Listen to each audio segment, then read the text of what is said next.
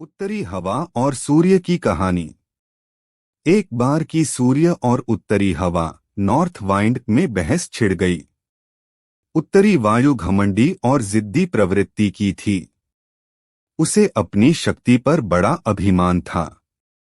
अक्सर वह प्रचंड वेग से बहती और पेड़ों को उखाड़ फेंकती, घरों को गिरा देती, खेतों में खड़ी फसल बर्बाद कर देती थी।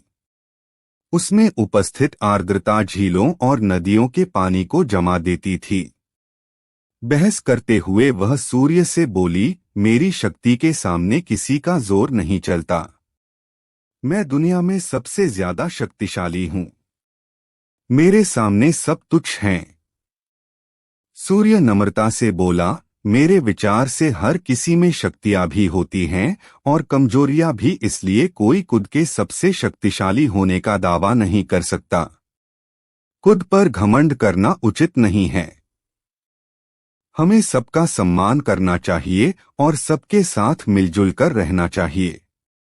उत्तरी हवा तुनककर बोली, मैं तुम्हारी बात नहीं मानती।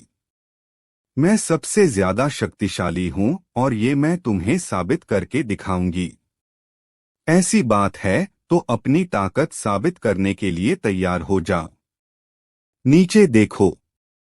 धरती पर एक व्यक्ति दुशाला ओढ़े पैदल जा रहा था।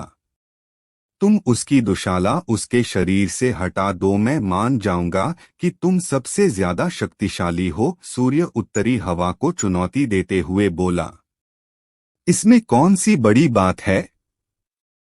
कुछ ही देर में उस आदमी की दुशाला धरती पर पड़ी होगी, कहकर उत्तरी हवा अपने प्रचंड रूप में आ गई। धरती पर धूल भरी आंधी चलने लगी, पेड़ पौधे लहराने लगे, सूखे पत्ते व अन्य सामान उड़ने लगे, मौसम ठंडा होने लगा। पैदल जा रहे व्यक्ति की दुशाला भी हवा के वेग के कारण उड़ने लगी, लेकिन उसने उसे पकड़ लिया और अपने शरीर से कसकर लपेट लिया। उत्तरी हवा ने अपनी प्रचंडता और बढ़ाई, लेकिन उसके साथ ठंड भी बढ़ गई।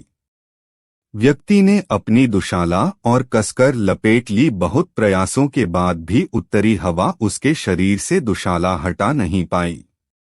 तब सूर्य बोला, अब तुम देखना कि कैसे ये व्यक्ति खुद ब खुद अपनी दुशाला उतार देगा।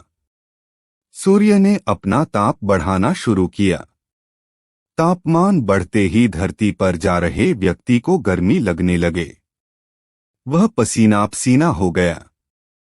फिर क्या? उसने खुद ही अपनी दुशाला उतार दी। यह देखकर उत्तरी हवा बहुत शर्मिंदा हुई। अपने घमंड के कारण उसे सूर्य के सामने नीचा देखना पड़ा।